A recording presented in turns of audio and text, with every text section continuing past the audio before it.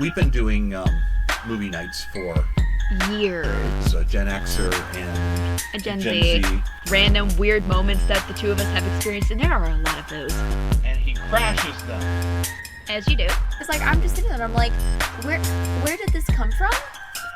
Why are we singing? I mean, you're not going to learn anything about the movies listening to us talk. This is the Argo City Podcast. Film, conventions, and fan life with Maddie and Matthew. Okay, so this is Matthew. I've got Maddie here. It was Hello. We were picking out of my box this week, and Maddie pulled Scott Pilgrim. So we're talking about Scott Pilgrim versus the world this week. Definitely one of the most random movies I've watched in a while. Well, and that's the thing. It's this sort of heightened reality that which, to be fair, you know, with all the conventions we do, with the cosplay, with everything, we attempt to live within this heightened reality. I guess that's kind of true. I mean, you do see the most random things at cons. My friend Miss Rachel once noticed that like when I'm cooking, I'll go. I will make the sound effects because reality doesn't provide them. No, for us. you do that too. Yes, I do that all Oh the my time. god, I make the weirdest noises when I'm like just getting up or putting things down, and people look at me like I'm crazy. I think you've gotten that from me, but I must have. She would notice. She watched me cooking dinner for us and some friends one night, and she's like, "Do you even realize nobody's watching you? You're just doing that to amuse yourself." And that's exactly the sort of world that we're living in with Scott Pilgrim. So this one's on the video game track. Although, you know what, this could even be on the music. We could do this on a music track if we really wanted You really to. could.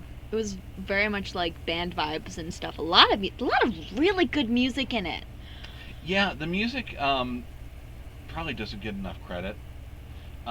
You and I have watched actually the Clash of Demon Head song a couple of times. I've thrown that up Ooh. in the middle of trailers and stuff. The one where Brie Larson is singing, because I can actually listen to that song over and over again.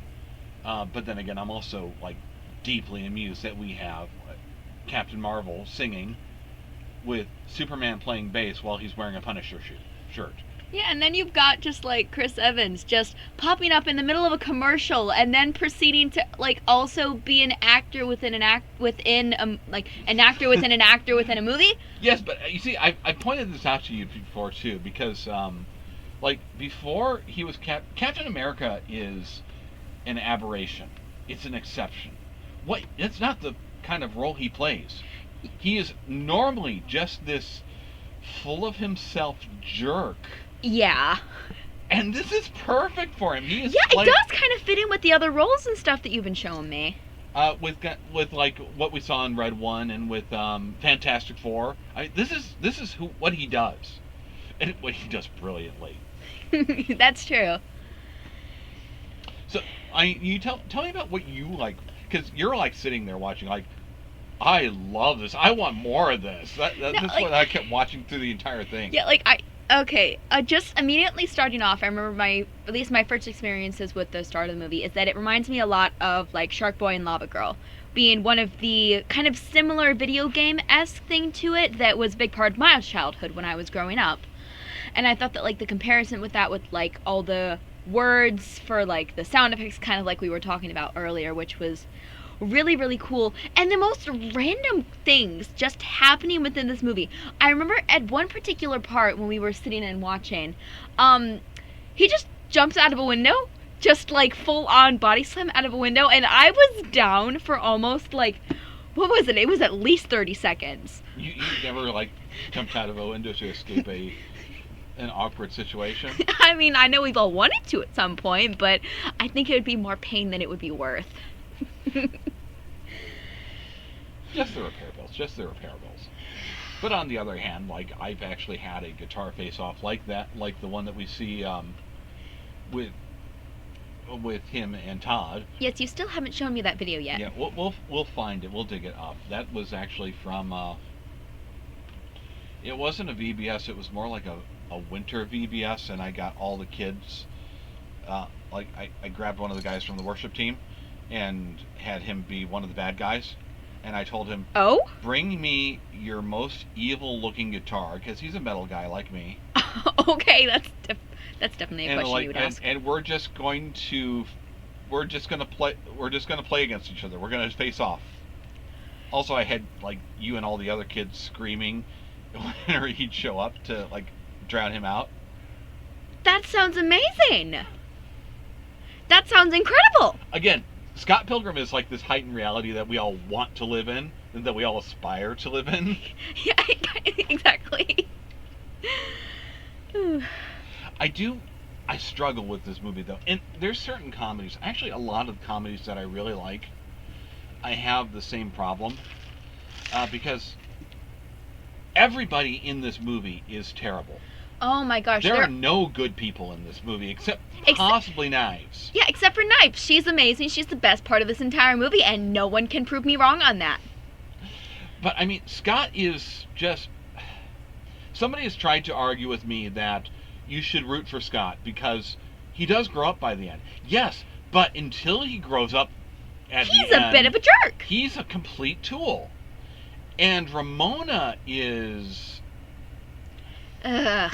Just speaking as a dude, Ramona is not worth fighting for.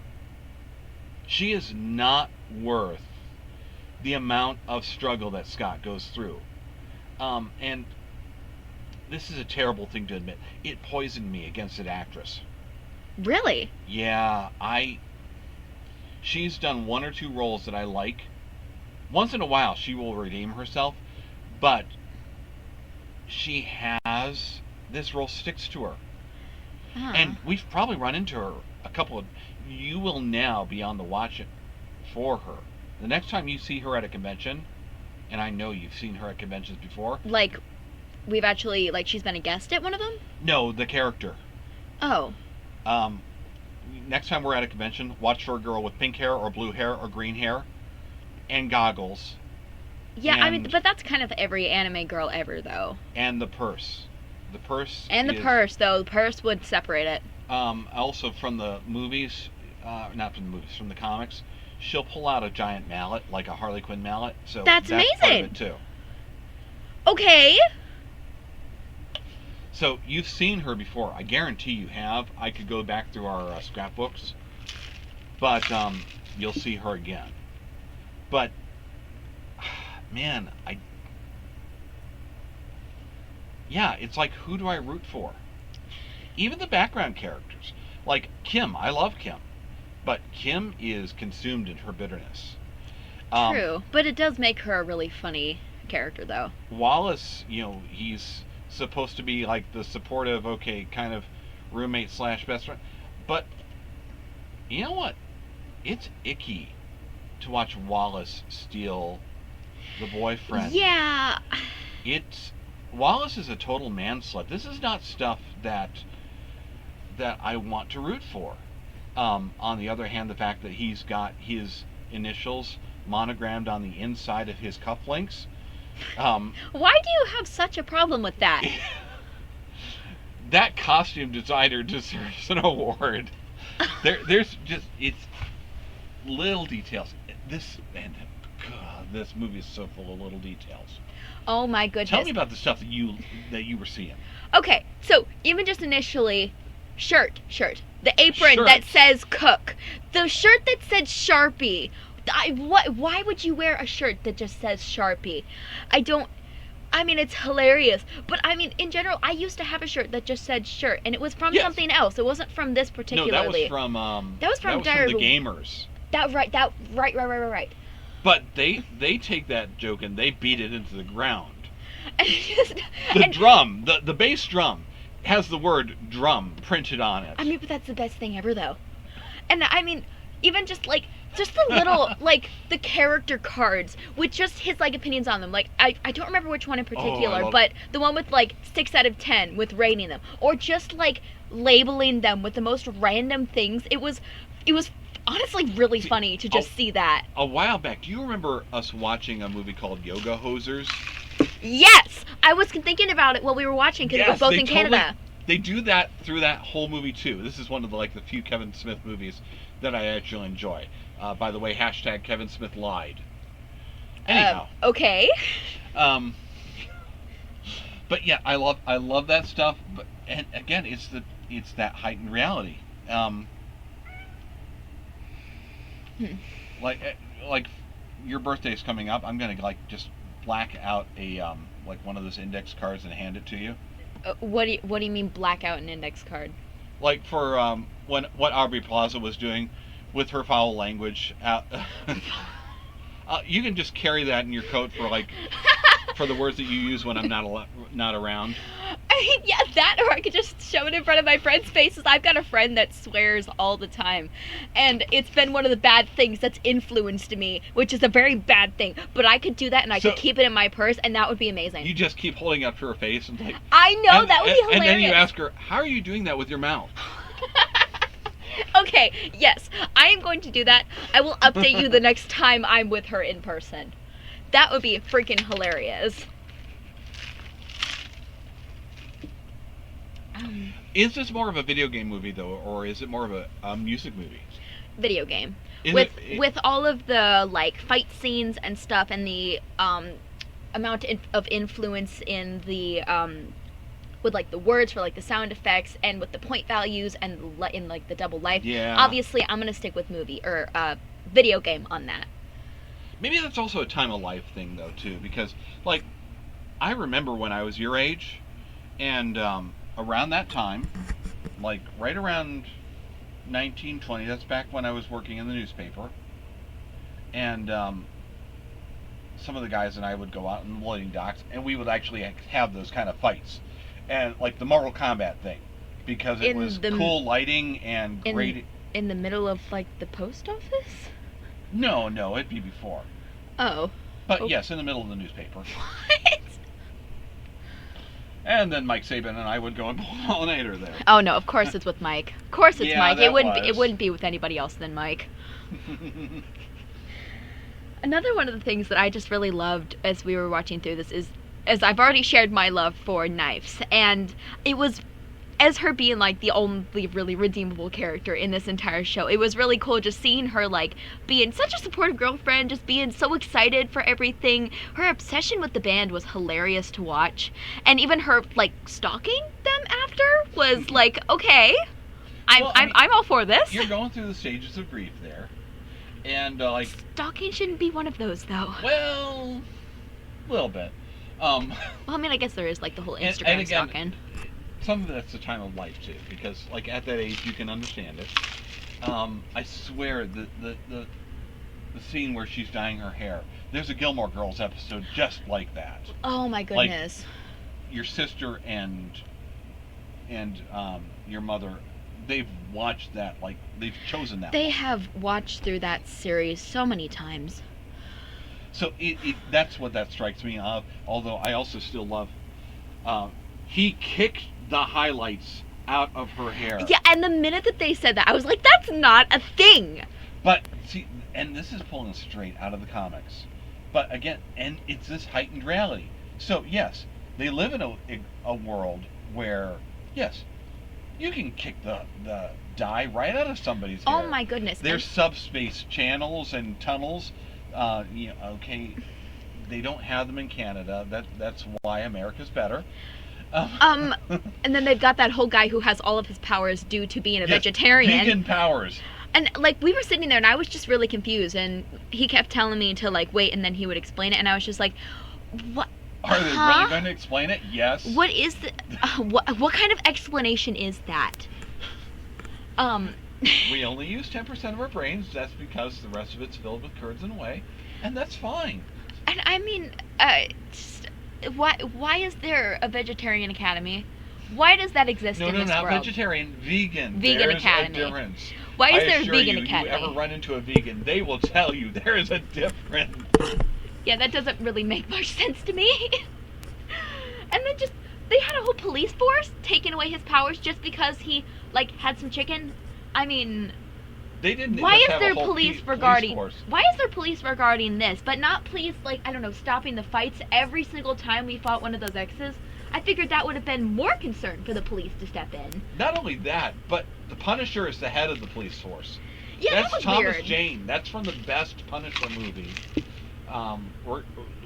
We're going to get there. Trust me.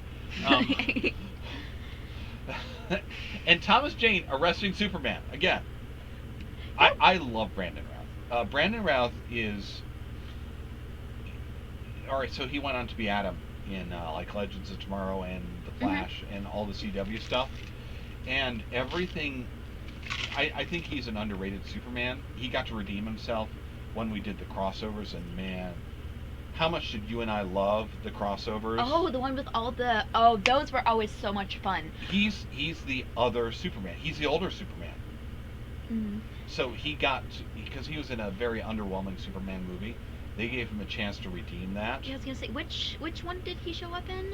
So he's in Crisis on Infinite Earth. Right. Okay. Because So- I think that one was one of my favorites. It is. So he's the Superman with the black S. Right. Yes. Okay. Because like. And that's a Kingdom Come S. Yes. 'Cause when me and my dad started watching Supergirl, that was one of the reasons why I started really getting into those crossovers. Because my dad watched a lot of the Flash series, and then I was over there on Supergirl, and getting to even just that one crossover with just the two of them was amazing. And Superman means something to our family. It just does. Yeah, that S is a thing. I mean, heck, I've been dressing up as even just Supergirl since I was little, and yeah, that's kind of always been a thing around, at least for as long as I can remember. Brandon Routh, so he did Superman Returns, and it's not a great movie. It just isn't. But I thought he was a great Clark Kent because he wasn't a stupid Clark Kent. He was unsophisticated. So, like, he'd slurp his Chinese food instead of gently eating it with chopsticks. Well, I mean, he is from another planet. Yes, but I mean, he got it. His Clark Kent would still be somebody that I'd like to hang out with. So I'm glad he got a chance to do something better. And now, also, right? So, small disclaimer. So, Brandon Routh is one of those guys who's been nice enough to send me an autograph through the mail. Oh. I was a little, we were talking about stalkers earlier. I did have to send that letter to his parents' house. You did what? Anyhow. Wait, so, no, hold on a minute. They actually, sent that over to him? You do it near Christmas time. He goes, visits the family. He signs fan mail. Just the fact that worked, okay. Yeah, just the fact that worked. That is... Anyhow. Yeah, let's move on from that before one of us gets arrested.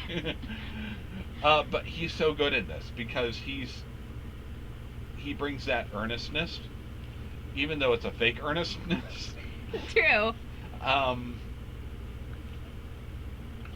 And then I will admit I'm not a big fan of Brie Larson in general, and I'm certainly not a fan of. She got a little political. She shot her mouth off a little bit, but then again, this is a great role for her. I don't know if you knew, she was a singer before she was an actress. Oh, really? I Yeah, only so just this is recognized perfect. the name. This is perfect for her. But then she's also playing a cartoonish villain, and it still kind of works. I can't buy her quite as much as Captain Marvel as I can buy her as Envy Adams. I like this better. That's true. I didn't even recognize that it was the same actress at first. No, But that's there's- probably because I haven't seen a lot of Captain Marvel. So many superheroes in this. I know, it's kind of an outrageous amount for a movie that's has nothing to do with superheroes, but also has to kind of do with superheroes, but It's- mostly not. It's a comic book movie, but it's not a superhero Yeah, movie. that's a better way to explain it. Yeah, and it's just on the precipice of superhero movie or comic book movies are starting to hit. But then again, some of these people didn't become comic book superheroes until afterwards. Captain Marvel doesn't come out until later. Yeah. We've got Aubrey Plaza, who I love Aubrey Plaza, even though again She has a tendency to do weird roles. She actually just did Agatha all along. Oh, really? Who did she do Really? in Agatha? One of the various sundry witches, although she also did Grumpy Cat. What? Yeah, you remember the Christmas movie? There is Grumpy Cat's Worst Christmas Ever, and she's the voice of Grumpy Cat. Yeah, I only really remember seeing the memes online. That's okay. But she's an excellent Grumpy Cat. Okay, I'll take your word she's for fun it. with a lot of her stuff. So it's some of that's yeah.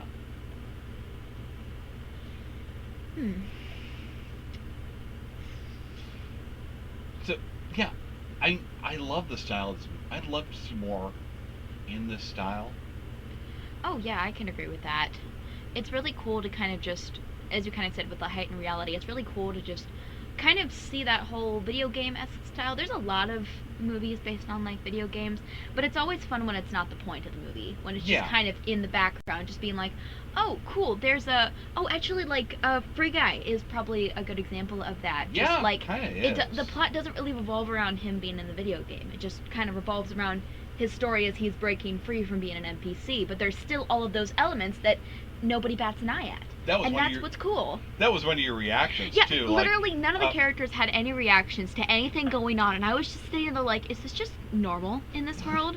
I can just run around with a sword and slash people apart and make money. And yeah, like I was just coins. thinking, like, is this how murderers work in this particular universe? Well, see, here's the thing. I kind of I laid groundwork for this movie. How did you do that? I introduced you to the Muppets.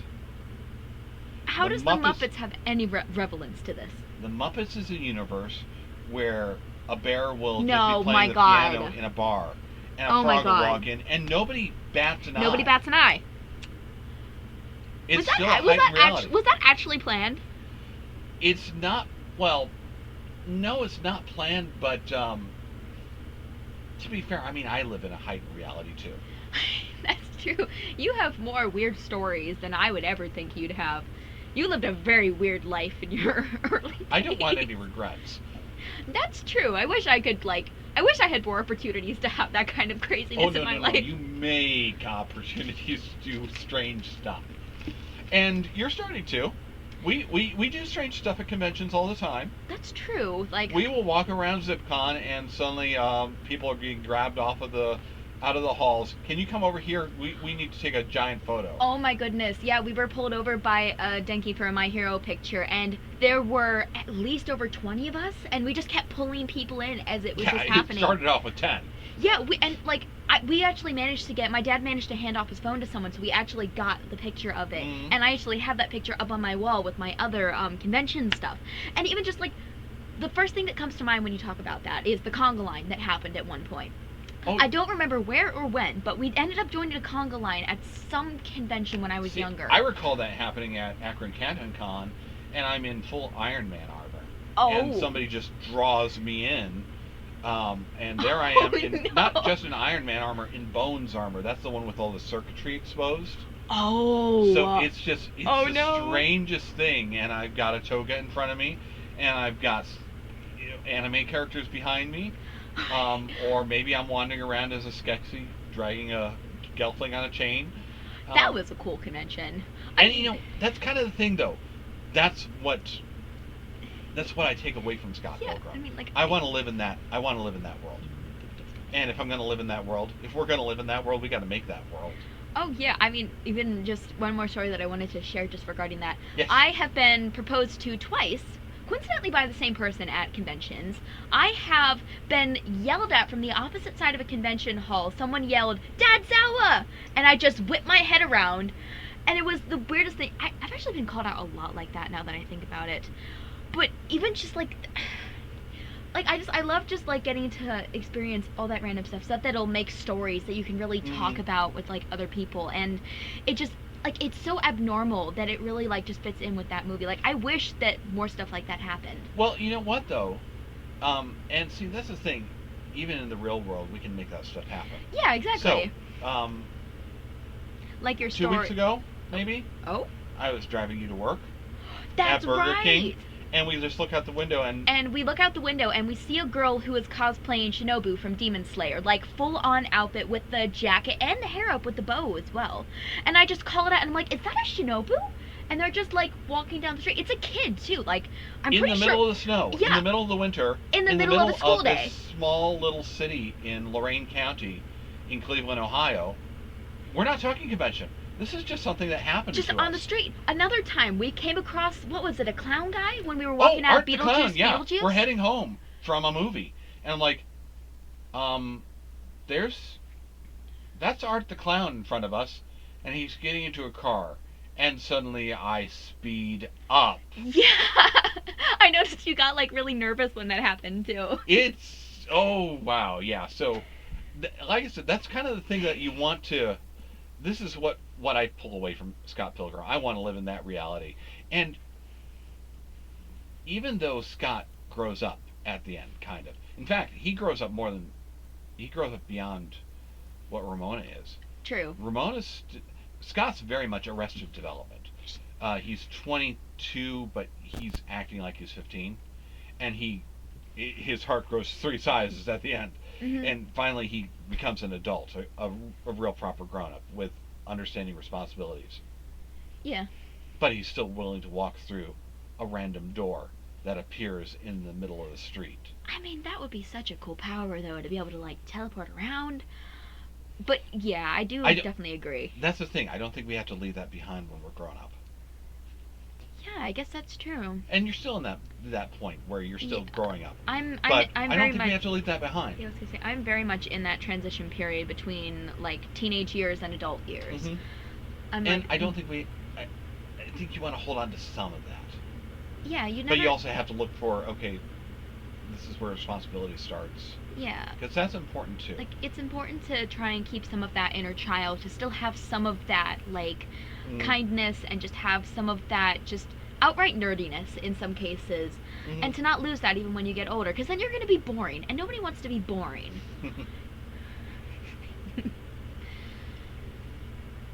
You got any other thoughts as we're kind of wrapping stuff up? I love the fact that they managed to do, like, the overlays, the sound effects and stuff without it being stupid, like, say, the old Batman TV show. It's one of the things that turns me off about the old Batman TV show. That's true. But this manages to integrate it. The thing you kept talking about was transitions. Yes, I noticed pretty early on when the band was, like, moving around and stuff that they were like time skipping right after another. And even regarding back to, like, the movie, it almost gives me the vibes that, like, he's out of his mind. He's, like, thinking too much and he's not realizing when things are changing around him. But the way that the movie continuously goes on without really pausing, without really giving you time to get bored, is something that definitely spoke to me. Like, with me in particular, I have a hard time staying focused on movies if they're not constantly keeping me entertained. And this is one of the few ones that I've been shown that actually really keeps up with that vibe. Mm-hmm. I was interested and into the movie the entire time, and I was laughing and giggling and all the small details that just kept you engaged the entire time. Yeah, this was not what you expected. It is not. I remember when you first showed me the trailer for this on one of our other movie nights, I was like, that looks amazing. I don't know what to think. It's the weirdest thing I've seen today, but that looks amazing. And I'm really glad to see that I was right about that, because I thoroughly, really enjoyed this. No, I think that's the thing. It's almost a dreamlike transition, because things just keep changing. You don't even notice. No, you don't notice that you're in another scene. Yeah, you really don't, because it's just like over one shoulder, suddenly you're like still in the same POV. You're just in a different room and stuff. I think that is about all that we've got as far as Scott Pilgrim goes. But then again, we've got movie box of Boom coming up, so it'll be Maddie's box next week. I've got a lot of really interesting stuff in there, which I'm very excited about. All right, we'll talk with you later.